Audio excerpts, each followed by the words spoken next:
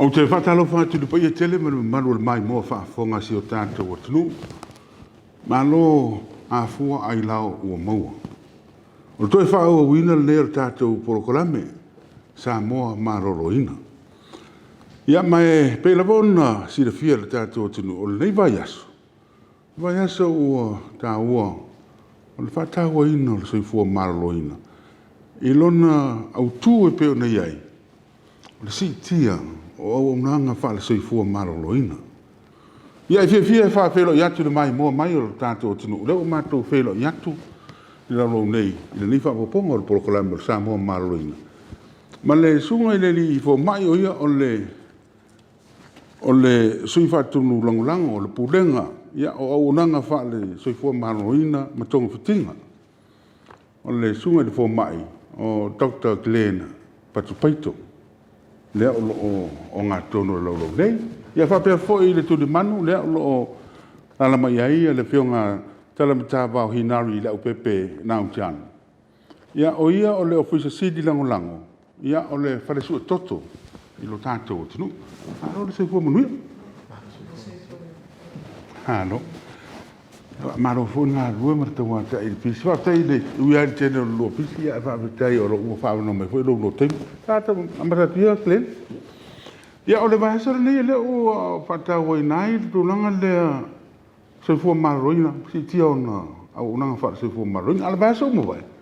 Ia le sa whapitoa lawa i le rarorangi atoa whima sa mo. Whatau o le whaongari tau.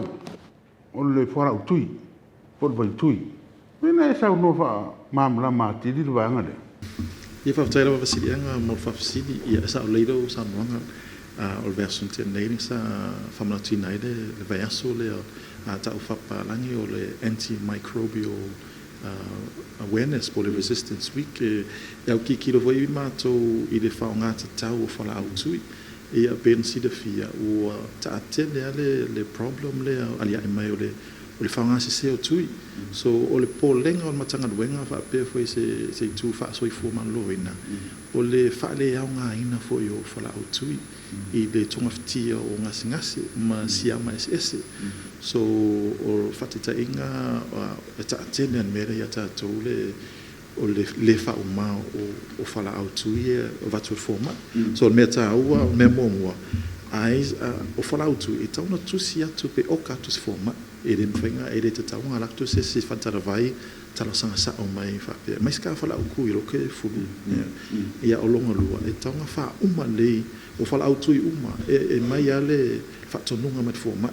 wha fienga ingo la so ale ale umi e ingoai ia e taunga wha uma lei ok lo ta atene ale problem leo o tangata vai ngol pesinga lua tolu aso o mana ingo o kau o ising malo se tino wha longa ina whapea ok la o le konga mia whala au ia male ia o tūlanga ia lua o mere tupu because o mo siama it's a living organisms la te loa react whenga i whala au tui so a le wha o ma le linga o whala au pe le wha o ngata tau e ono resist ia whala ia siama ia e ono o tūlanga wha pia e tue wha o ngā tu whala au ia o le tue au ngā o fiu e tau tonga fiti ai o resistant so I think o singa au te lenga leo o le whata au on vai aso le sa whamanatu ai le antimicrobial resistance ma le whaonga te tau o whala au tui. Ai ala Glenn, tātou e fwoi lai tei tātou ai tōle milana e sāno i le teime vai le fō mai. E nā o le fō mai ia e mwhai e ona a watu le whatonunga. E te whaonga i nai i e le whala au tui, ma le teime e whaonga ai, ma le umi e whaonga ai. Ma le tō ai ngase te tau le whaonga i nai. Pau leo le mea o iai i te tono tātou tungu te tau e whatu la whono. E mwhai na whaonga i nai e tangata i lona mai te whala au tui. Sa o le whionga sa o le sa mnonga e na o fō mai ai mai se nei sa mua o iai le whatananga e mwhainga latu issue ai a whala au tui ia o te loa i sa mua e iai si tangata e lato ngata māsani e whata vai o ako but ai ki kilo le legal aspect mai se le issue leo le whaongai ta tau whala au tui o fō mai e kamasa o le prescription tala vai so e totu pia le na foi le tau sanga le malo tunu ia tau tonu fo mai trust ko fo mai fa ko fo mai le mau mi fala tu ia bawanga de situation ro mau mi as fala e foi si twenga fa mai fa tainga o fulu o la ma fa mai to ma fo mai virus ele au ngai fala tu so e te le tangata fe wai fa pe de ai fala ku ia o ke malu si ai even mo me fulu au le tana sa no de ai e ngatan malu si anga fala au tu i mo me ta fa pala infection mo siama kai pe o le pneumonia siama pau mo pau mai si mau infection ba me ta virus o flu ele au mai fala au tu no sungar fo mai se o ka kale ai fa ki kingo ala le polo kale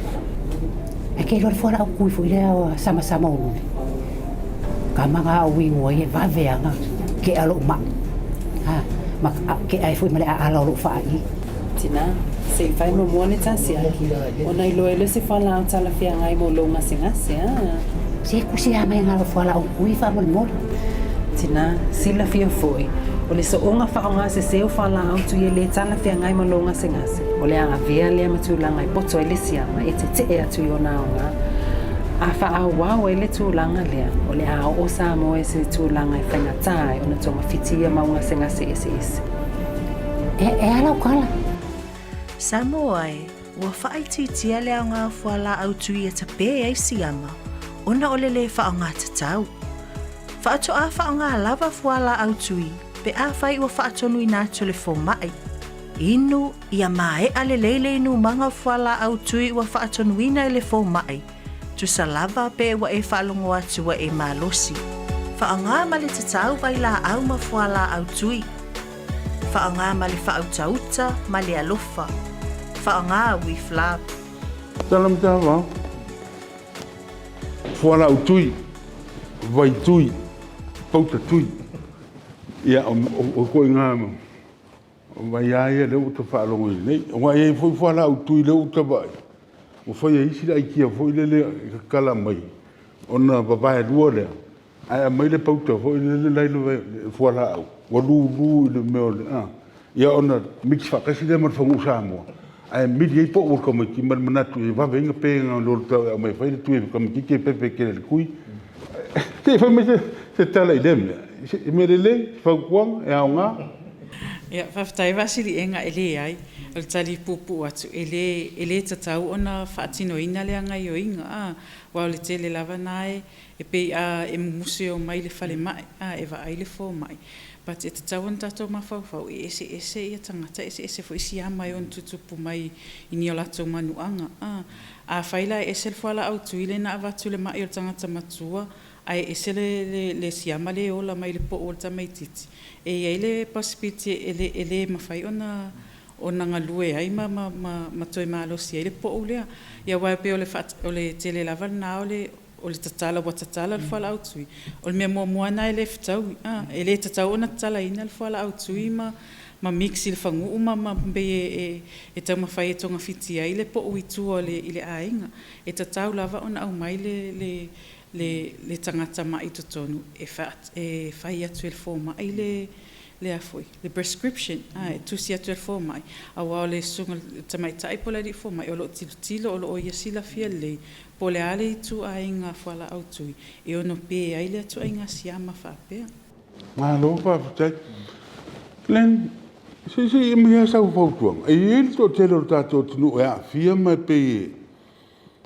e allergic ia pe ta ova pe pateritino pe au inu pe pangaina le para utui e o ai singa bangongi ho le singa song kia ho ele isu manongi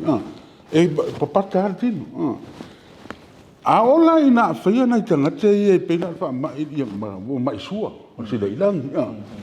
ya o ka vai foi o ora per mai na ba ni e ku ke o paka ki o lompo ai su an ka ko foi sa mo foi e mai sa fo po mai le foi na le wa le foi pepe o mai o tu langa o tu e paka ki o ma le ti ga ya o foi langa lo ke ku o ma fu a fai ke le ko ingo ko ro ko sa ko abel foma Paftai wasi denga mo fafsidi ia e sa o lei e el ba henga la tunu e le to te pe la lo fosful pasien o mada tunu e ono tu pe mele o le allergic reaction so e ke le o le spectrum po le twainga a unga e fa le o allergic na ka ia on me fa ngo fia patantino fa ngo fa tana ma na fa pa se tu a fai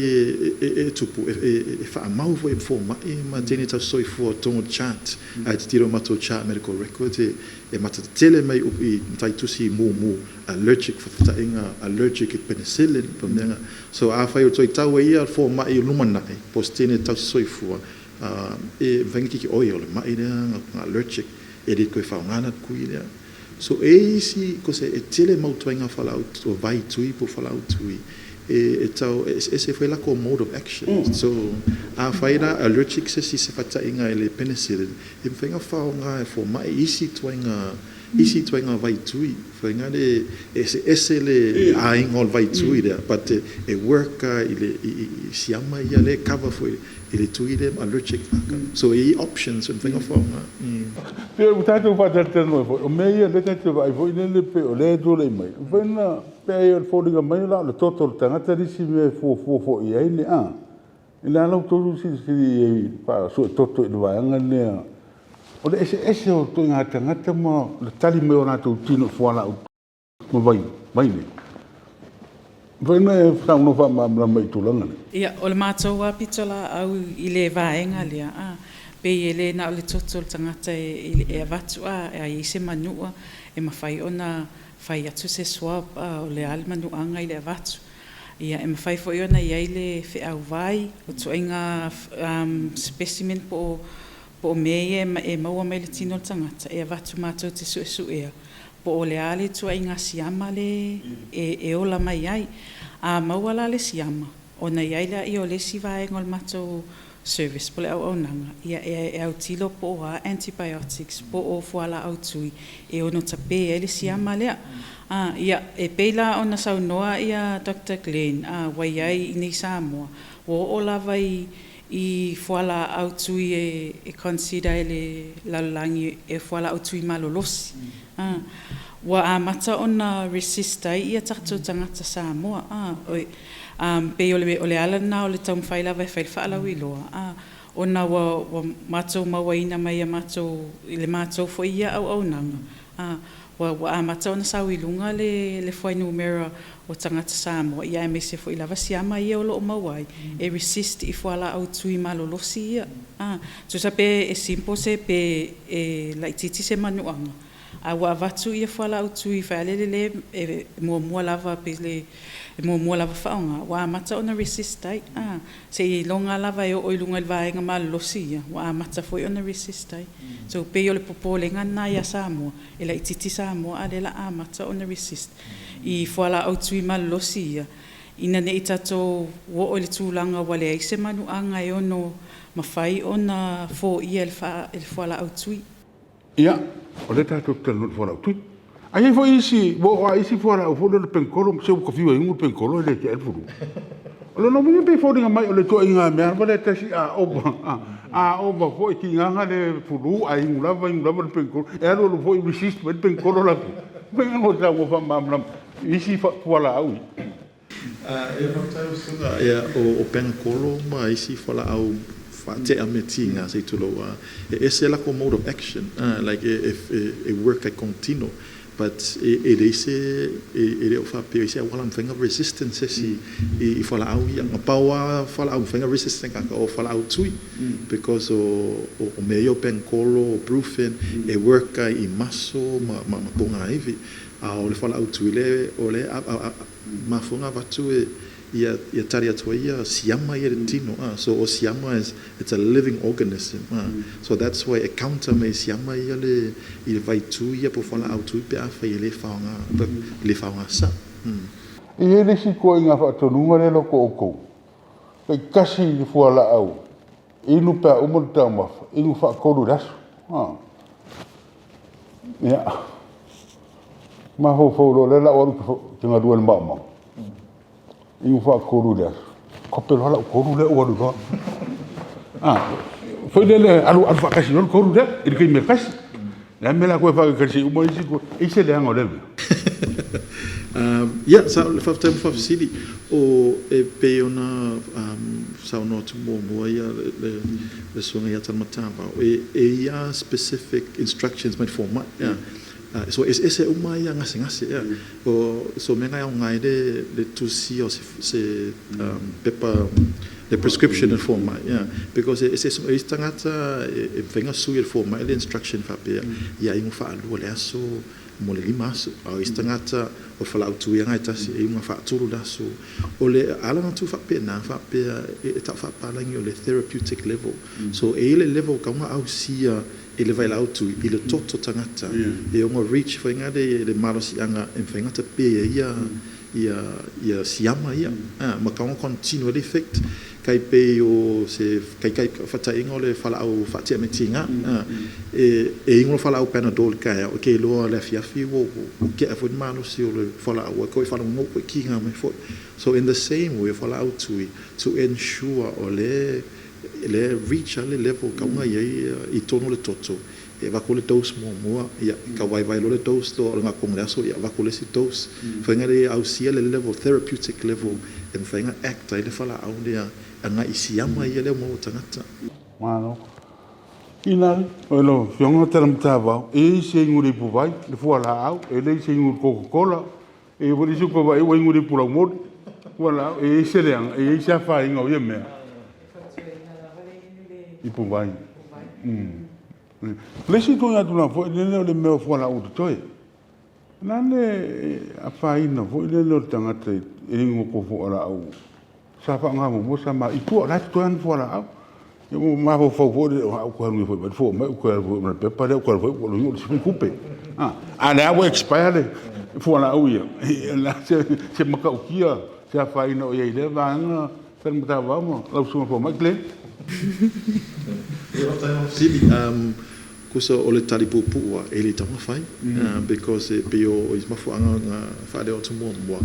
e ele umi pro duration e tama ingo fala au ia a fai o fala au to toe mai si uno nga mo we masalo pe nga i lua tolu aso ia le foi le supply to toe e le tai mau se dose e a to le e mfanga counter le siama le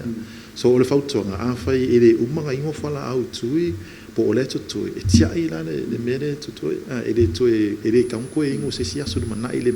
e le tau funa ave mo se sitanga tatu ainga okay o le practice ta tele nga tatu ke le ma fo e pe nga sa mo i tai mi tona ya tut fa tonu sili tele tatu kama i forma i le fewa like mala ma fa nga fo ko nga ma advice e ya fala o le tutu e vai le se nga va kuma o but ia i le tatu na fai o ma fo nga tonu ia wa ya e mai le fanga a le resistance for yo osiama il fanga se e pe o le ta atele lava lo to atele lava tanga to lo fa ia le anga yo inga ia wa ta atele lava i tato a inga a vatule le foala au mo le tanga le prescribe a quel formai ia e malo si lotu ia ai mai lo le si so tanga papia o le ila foala au mo malo si ai o lo ta atele lava la il taimi nei ele ngata sa mo nei ia o le atunu la langi o lo ta atele pe o le au nga o le fa mo e fa ala wi lo le fa nga ina te tau foala au tui ona ele o mafai ona sa wi la lo le foi no mera o le avaenga o lo fa atu pula ia lava ia le mata ona resistant o foala au tui talwai le fa nga tawina Sole che ma kwa u supo ke le ka au o fe ai alu ai kau la ku fa ba maka uki ya le pipisi le mai suwa sole on mako pikoso vai ka ifa ka lima maka ka mai son temekas e la se me nga fai mo ai e ya ma se me me ya ri se le ngam ke alu fa ba e me se u fa na u ku ing ko mo pe uso se kaui o le ko koe au fala au na au mai fan mai ni kai mo mai mo ai so kamada Samoai ua whaititia lea ngā whala au tui e te pē ai siama, ona ole le whaonga te tau. Aua le whaasoa ina atu whala au tui sa tu ina atu molonga se ngase I isi tangata. Pe toe whaanga ina foi whala au tutui. Mo se isi o ngase I le lumanai. Ke lo fai kong punang lo kur pas. Ko pe roi. Cavaloa pe o whaonga kakau leo langa. Uso. Uso. Whaonga wi flavan mele wa ye ka ua. Whaanga ma le tatau vai la au ma whala au tui. Whaanga ma le whaau tauta ma le alofa. Whaanga wi flab. Lo pape.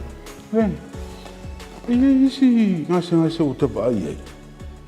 Ele be tuor whala utui. Le whaia le tui. Ai, ke ba ai tu pe foringa mai pe tui o tu ia fo mai I le kongo le mele IV. E fa sa ele o sa fa ka sia la mele IV. Fo le e mfanga fa puru fa mamra mele foi foi. Okay, whaftai. So, o whalau tui is usually lua main forms, o le vai tui mo le whalau. So, whata ingala o le penicillin, le tena whaonga tātou. E ia version of penicillin e sau I le vai, ma le sifo e maua le tablet po le whalau. So, o le awala vavea, nanga prefer for mai ma tau soifua. O le whai atu le IV, e la tu sa o le vai tui I tono le toto, ma act sa o was usually a kongo le koko ngai ke renga kamia I siama ma deliver ko le koko me ka mo le vai tui o le whalau tui e tau slow te isi le mode of action o le winga e follow at tangata e ta ape I fotono le puta absorb le bloodstream kama failanga so e kusa al mode of action but ese le awala le root so eva vale IV o le prefer pena e si da fia watu ni sitting ainga il fan mai e prefer for mai fai o tui e tau fe lolo la ia fa pe o te at fio tau malosi ma sui la I fa la au tui fa pe okay le la ta fi vai tui ala sui fa la au I le toinga vai la au ngai tasi e ono fa wa we tonga fitinga fa o male tonga fitinga for mai